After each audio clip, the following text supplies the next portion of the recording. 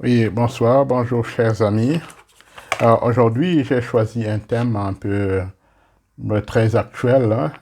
Aujourd'hui, on nous parle souvent du chrétien et l'alcool.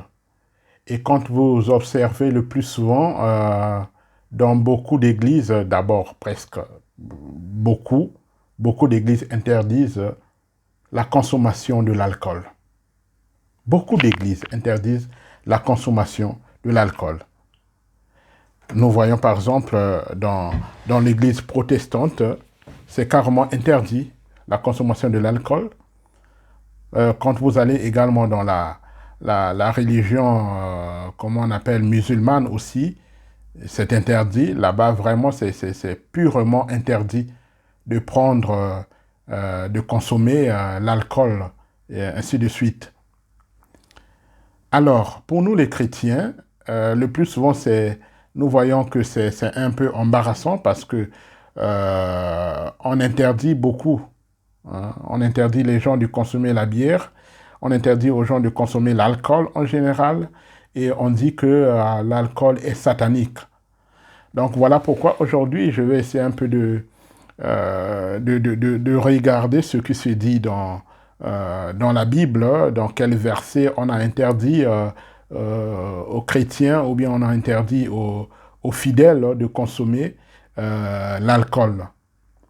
Alors, quand vous lisez, par exemple, dans Galates 5, verset 21, en fait, beaucoup de gens se basent un peu sur ce verset-là pour dire que, voilà, on avait interdit l'alcool, la consommation de l'alcool dans la Bible. Alors, ici, on interdit l'ivrognerie, on interdit aussi les excès de table, donc la gloutonnerie, on interdit la fornication, donc ceux qui font la fornication, ceux qui sont des ivrognes et ceux qui sont des gloutons n'hériteront pas du royaume des cieux. Donc c'est bien clair, c'est bien écrit. Et si vous voulez un peu approfondir aussi dans ce sens-là, vous allez lire aussi 1 Corinthiens chapitre 5, verset 11. Vous pouvez lire aussi 1 Corinthiens chapitre 6, verset 10. Donc, tout ça, quand vous lisez ça, vous allez vous rendre compte que on interdit l'ivrognerie. Donc, c'est considéré comme des péchés très graves. Un péché qui t'interdit même d'entrer dans le royaume des cieux.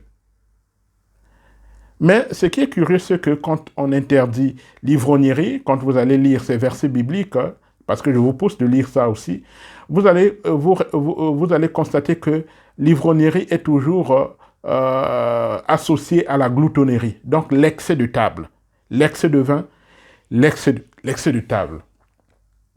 Donc quand j'ai essayé de lire ça, je me suis rendu compte que non, mais l'alcool n'est pas interdit comme tel. J'ai fait le tout possible de chercher là où vraiment on interdit l'alcool, mais je me suis rendu compte qu'on interdit tout simplement l'excès de l'alcool. Donc, quand quelqu'un devient dépendant de l'alcool, voilà la chose qu'on interdit dans la Bible. Donc, ces gens-là ne peuvent pas hériter du royaume des cieux. Sinon, comment pourrons-nous aujourd'hui justifier le premier miracle de Jésus? Le premier miracle de Jésus. Le miracle à Cana, où Jésus a transformé l'eau en vin. Il y a beaucoup de gens qui disent, ah non, non, c'était pas le vin piquant, des trucs comme ça, c'était, voilà, c'était le jus. Non, c'était le vin. Pendant les mariages, j'ai été dernièrement en Israël, des trucs comme ça, mais pendant les mariages, les gens consomment le vin. Le vin alcoolisé. Donc, c'est ça le premier miracle de Jésus. Et quand nous voyons aussi le dernier repas de Jésus avec ses apôtres, il avait aussi consommé le vin. Il avait consommé le vin aussi. Donc cela prouve déjà que Jésus consommait le vin. Mais sauf qu'il n'exagérait pas. Le plus souvent, il consommait le vin quand il mangeait. Hein? Le mariage de Cana, ça veut dire que quand il y a le mariage, on mange et on boit. Alors quand nous allons plus loin, nous voyons le psaume 104.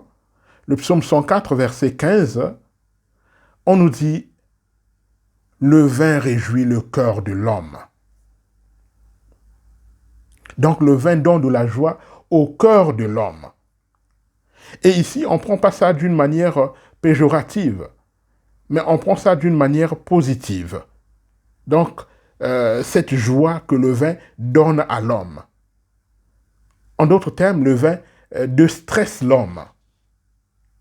Hein? Quand tu es stressé, tu prends un peu de vin et voilà, tu sens que tu reprends tes esprits. Et le vin soigne aussi. Vous pouvez lire, comment on appelle dans 1 Timothée, il y a Saint Paul qui conseille à Timothée de ne pas seulement consommer de l'eau, mais il faut qu'il consomme aussi le vin pour son mal d'estomac. Donc c'est Saint Paul qui conseille à Timothée de prendre un peu de vin pour son mal d'estomac. Donc quand j'essaie un peu de lire tous ces versets bibliques, je me rends compte que le vin en soi n'est pas satanique. Donc, qui consomme le vin, ou bien qui consomme, disons, l'alcool, c'est pas pour dire que cette personne est déjà en enfer, non. Donc, le vin, l'alcool n'est pas synonyme de, comment on appelle, de Satan. Alors, mais quelque part, nous savons très bien les conséquences de l'alcool. Ici, on interdit la consommation excessive de l'alcool. On interdit l'ivrognerie. Donc, quand vous lisez Galates, quand vous lisez 1 Corinthiens 5, verset 11, 1 Corinthiens 6, verset 10, vous allez vous rendre compte que on interdit carrément la consommation excessive de l'alcool. Parce que cette consommation excessive de l'alcool a des conséquences dans notre corps d'abord. Donc avant même de toucher notre esprit, mais d'une manière concernant notre santé, c'est quelque chose de négatif pour notre santé. J'ai essayé un peu de faire des recherches, je me suis rendu compte que on parle des effets négatifs de l'alcool. Donc, quand quelqu'un exagère avec l'alcool, il peut avoir des troubles de vision. Hein, la personne peut avoir trouble de l'audition, donc problème à écouter, ainsi de suite. La personne peut avoir problème avec la coordination motrice. Et surtout, l'alcool touche le foie et le cerveau. Donc, quand tu consommes trop l'alcool, à un certain moment, tu vas devenir comme un maboule. Tu vas devenir comme un incervelé.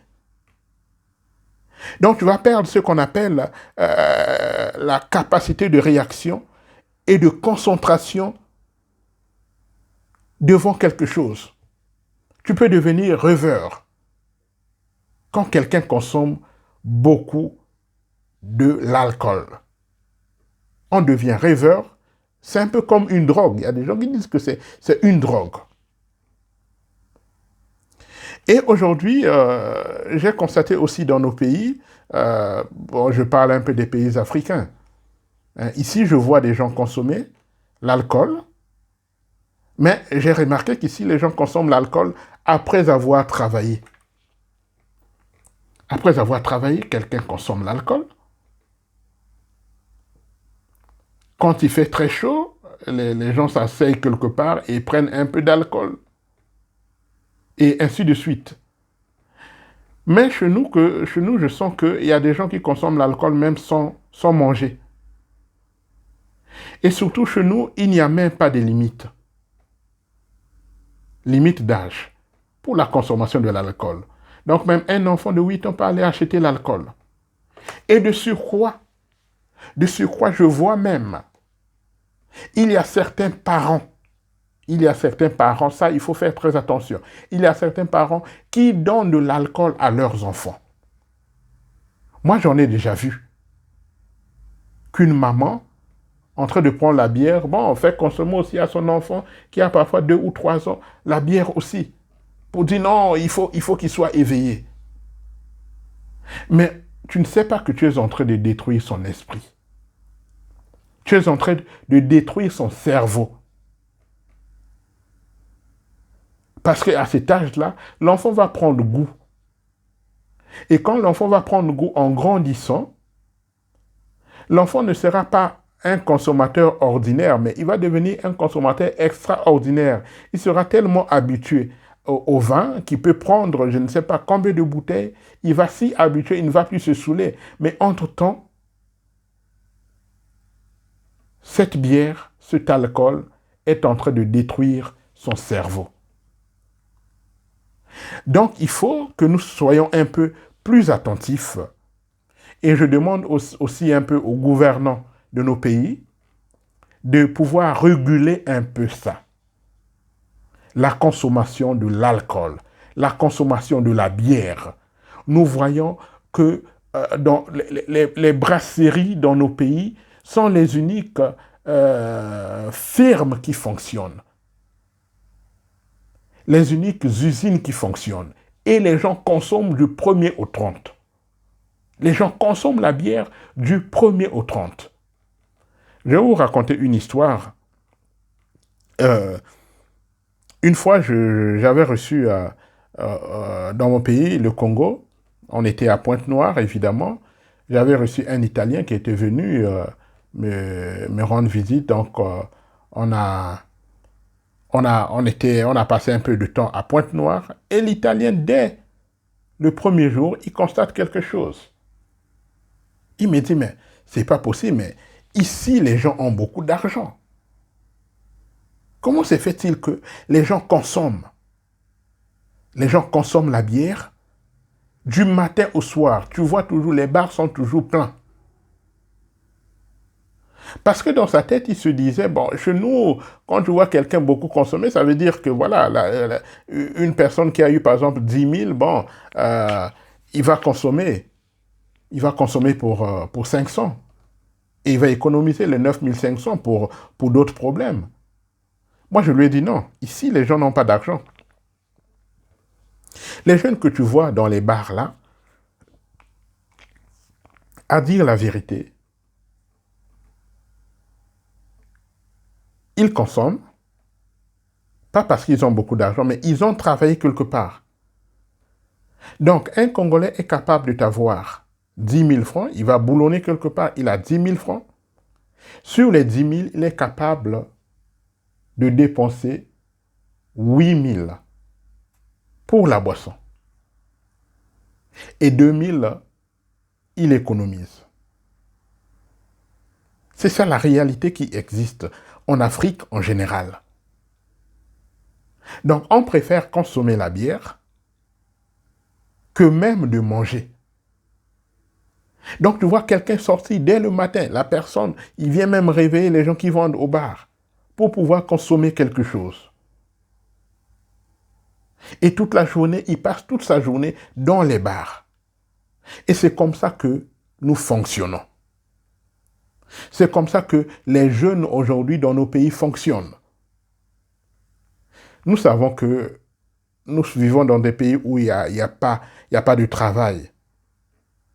Mais vous ne vous rendez pas compte que le peu d'argent que vous gagnez là, si vous pouvez réduire votre consommation à moitié, moi je crois que ça peut vous faire des économies.